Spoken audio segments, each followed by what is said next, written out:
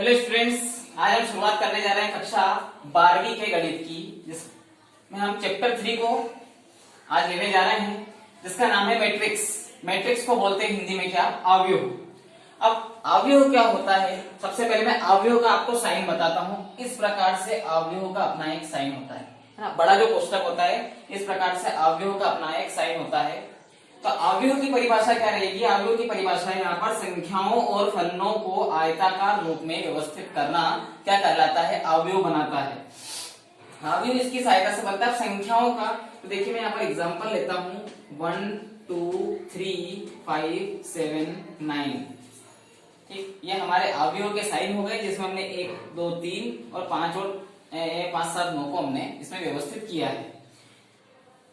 ये हमारे पूरे अवयव बने। अब उसमें क्या कहा मैंने? संख्याओं और फलनों को आयताकार रूप में। ये हमारा आयताकार रूप हो गया। अब देखिए इसमें मैंने 3 अंक इधर लिए, 3 अंक इधर लिए। चाहे तो हम इसको थोड़ा सा और इसका अलग रूप भी बना सकते हैं। 1 2 3 5 7 9 11 13 15, है ना? 3 के क्रम में भी संख्याएं जम सकती है। तो संख्याओं का क्रम हो गया। फलन का क्रम अगर आपको मैं बताऊं तो x + 1 4 और y + 3 7, है ना? इस प्रकार से भी हम इसको जमा सकते हैं। ये हमारे फलन के रूप में हो गया।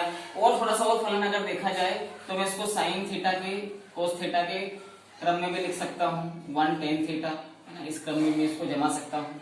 ठीक है, तो इस प्रकार से क्या है कि हम जब भी संख्याओं को या फलनों को एक आयताकार क्रम में जब उसको हम जमाते हैं तो क्या बन जाता है? अवयव बन जाता है।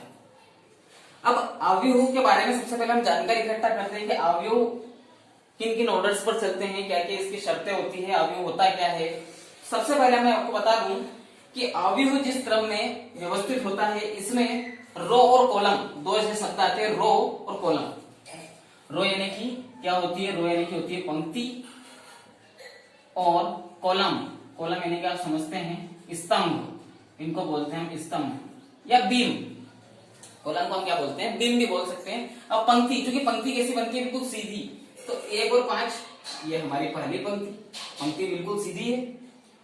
R2 2 और 7 ये भी हमारी पंक्ति है। तो पहली पंक्ति हो गई, दूसरी पंक्ति हो गई और तीसरी पंक्ति हो गई, 3 और 9। तो ये जो सीधे क्रम में जमी हुई है ना, पंक्ति बिल्कुल सीधी होती है, तो ये हमारी पंक्तियां हो गई। कॉलम बिल्कुल स्तंभ, स्तंभ हमेशा बीम कैसे होते हैं? खड़े होते हैं। तो 1 2 3 ये हमारे क्या हो गए? C1 और C2, ये हमारे दो कॉलम हो गए। तो देखिए इस वाले अवयव में कितनी पंक्ति है? कुल 3 पंक्ति। और कॉलम कितने हैं? 2 कॉलम है। 3 पंक्ति और 2 कॉलम वाला ये अवयव है। अब देखिए इसको लिखने का तरीका क्या होता है? इसको लिखने का तरीका होता है किस ऑर्डर को? इसको हम क्या बोलते हैं? ऑर्डर बोलते हैं। 3 पंक्ति और 2 कॉलम को क्या कहेंगे? हम ऑर्डर कहेंगे। 3 को हम आगे लिखेंगे और गुणित में 2 लगाकर पीछे लिखेंगे। 3 पंक्ति और 2 कॉलम यानी कि 3 गुणित 2 का एक ऐसा है, एक अवयव है, एक मैट्रिक्स है। उसी प्रकार अगर यहाँ पर देखा जाए तो R1 R2 R3 3 तो पंक्ति और 3 ही कॉलम है, C1 C2 C3।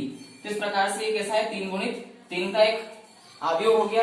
यहाँ पर अगर देखा जाए तो 2 गुणित 2 का एक अवयव है। यहाँ पर भी देखा जाए तो 2 गुणित 2 का एक अवयव है। तो देखिए अवयव का क्या होता है? अपना एक एड्रेस होता है, एक ऑर्डर होता है अपने अवयव का। एक 3 गुणित 2 ये इस ऑर्डर में बना हुआ है, जिसमें 3 तो पंक्ति है और 2 क्या है? कॉलम है। इसमें 3 पंक्ति 3 कॉलम है, इसमें 2 पंक्ति 2 कॉलम है, और इसमें भी 2 पंक्ति 2 कॉलम है। अब साथ ही अगर देखा जाए कि पंक्ति और कॉलम में जो हमें अंक दिए गए हैं, ये तो क्या हो गया? अपने पूरे अवयव का एड्रेस हो गया 3 गुणित 2 3/2। लेकिन इसमें जो उपस्थित होते हैं अवयव, जो अंक आपको दिए गए हैं, अंक दिए गए हैं या फलन दिए गए हैं, इनका भी अपना क्या होता है? एक एड्रेस होता है। तो जो 1 है इसको मैं A11, है ना? मैं थोड़ा इसको अलग बना के दिखाता हूँ किस प्रकार से बना होता है ये अवयव में। हर एक अवयव जो जितने भी 1 5 2 7 3 9 ये जो भी अंक आपको दिखाई दे रहे हैं, जो भी फलन आपको दिखाई दे रहे हैं, ये क्या होते हैं? इसके अवयव होते हैं। अवयव के अवयव। तो अवयव के अवयव कैसे डिसाइड करते हैं? इनका क्या ऑर्डर होता है ना? किस क्रम में व्यवस्थित होते हैं? इसके लिए मैं आपके सामने एक अवयव बनाता हूं, जिसमें हमारे पास A, देखिए पहली पंक्ति है और पहला ही कॉलम है, तो मैं इसको A11 कह सकता हूं। पहली पंक्ति पहला कॉलम, पहली पंक्ति और पहला ही कॉलम। तो इसको मैं A11, C2 यानी कि पहली पंक्ति, पहली तो पंक्ति यानी कि 1 और दूसरा कॉलम यानी कि A12। तीसरी पंक्ति की अगर मैं बात करूं तो तीसरी पंक्ति के लिए मैं यहां पर A13, पंक्ति तो हमारी 1 ही है, पंक्ति हमारी क्या है 1 ही, और पंक्ति हमेशा आगे लिखते हैं और कॉलम को हमेशा पीछे लिखते हैं, और कॉलम कौन सा है मेरा 3rd नंबर का कॉलम है तो 1 3। इस प्रकार से अगर हम पंक्ति की बात करते चले कि पंक्ति हमारी कौन सी चल रही है, पंक्ति हमारी पहली चल रही है और कॉलम कौन सा चल रहा है हमारा तीसरा नंबर का कॉलम आ गया, तो कॉलम को मैं CN तक nवा कॉलम में लेकर चला जाता हूं। तो इस प्रकार से हमारी पंक्ति तो पहली ही रही और कॉलम कौन सा हो गया nवा कॉलम हो गया। तो A11, A12, A13 इस प्रकार से इस क्रम में ये हमारे चलते रहेंगे। देखिए जो आगे 111 लिखा हुआ है ये किसका एड्रेस है, हमारा रो का यानी कि पंक्ति का एड्रेस है। और उसके बाद में जब नीचे की ओर उतरते हैं तो देखिए यहाँ पर हमारा पहला कॉलम है यानी कि कॉलम की संख्या पीछे आएगी, लेकिन पंक्ति कौन सी आ गई हमारी दूसरी, तो पहले पंक्ति की संख्या लिखेंगे 2 और कॉलम कौन सा है हमारा पहले ही। इसी प्रकार इसमें हम देखें तो A22 आ जाएगा, दूसरी पंक्ति और दूसरा ही कॉलम। इसमें अगर हम देखें तो दूसरी पंक्ति और तीसरा कॉलम A23 आ जाएगा, है ना। इस प्रकार से ये भी चलता चला जाएगा और क्या हो जाएगा A2n हो जाएगा। इसी क्रम में हम अगर हम आगे और बढ़े तो अब क्या करेंगे, हम देखिए हमने क्या किया कि कॉलम को तो क्या कॉलम की संख्या क्या मान ली n मान ली, तो अब मैं क्या करता हूँ पंक्ति की संख्या मानता हूँ Rm, n इसमें मान लेता हूँ। n जब मैंने इसमें मान लिया तो इसमें m मान लेता हूँ। पंक्ति कहां तक लेकर चला गया मैं m तक, m यानी कि कुछ अंक ही होगा, तो Rm है हमारे पास, m मैं यहां पर लिखूंगा और कॉलम कौन सा है हमारा 1, तो Rm1 पंक्ति पहले कॉलम बाद में, सॉरी R नहीं AM1। उसके बाद में सीधे सीधे से आएंगे हम और आगे तो AM2 और आगे आएंगे तो AM3।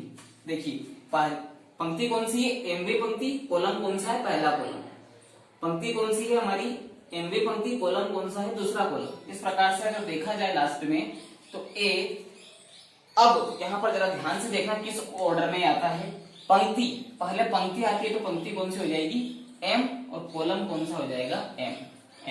तो इस प्रकार से अगर देखा जाए तो ये जो पूरा हमारा कॉलम है, जो हमारा पूरा जो मैट्रिक्स बना हुआ है पूरा, ये किस क्रम में आ जाएगा हमारा m गुणित n के क्रम में, m गुणित n के क्रम में ये हमारा आ जाएगा।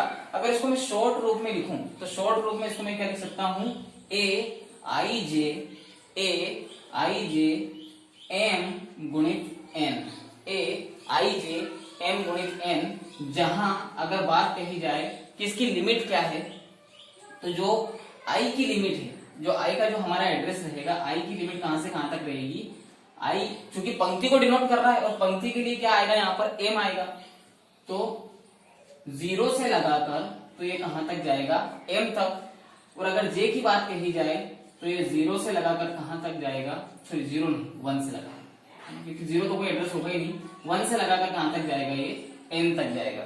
इस प्रकार से अवयव के अंदर जितने भी हमारे अवयव होते हैं उन अवयव का भी अपना क्या होता है एक एड्रेस होता है।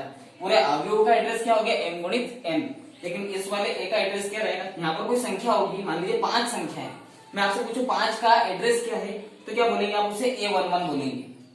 अगर मैं आपसे कहूँ मान लीजिए कि यहाँ पर 7 लिखा होता कि 7 का एड्रेस क्या है, तो 7 को क्या बोलते हैं कि A23 बोलते हैं आप, यानी कि दूसरी पंक्ति तीसरा कॉलम, दूसरी तो पंक्ति और उसका तीसरा कॉलम। इस प्रकार से आपको अवयव का एड्रेस भी अवयव का एड्रेस भी आपको बताना है। ठीक है, ये हमारे हो गए अवयव की कुछ विशेष जानकारी। इसके बाद हम देखते हैं कुछ अवयव के प्रकार, है ना। अवयव कितने प्रकार के होते हैं हम प्रकार को देखेंगे, है ना। प्रकार को देखने के लिए हम अगली वीडियो में चर्चा करते हैं।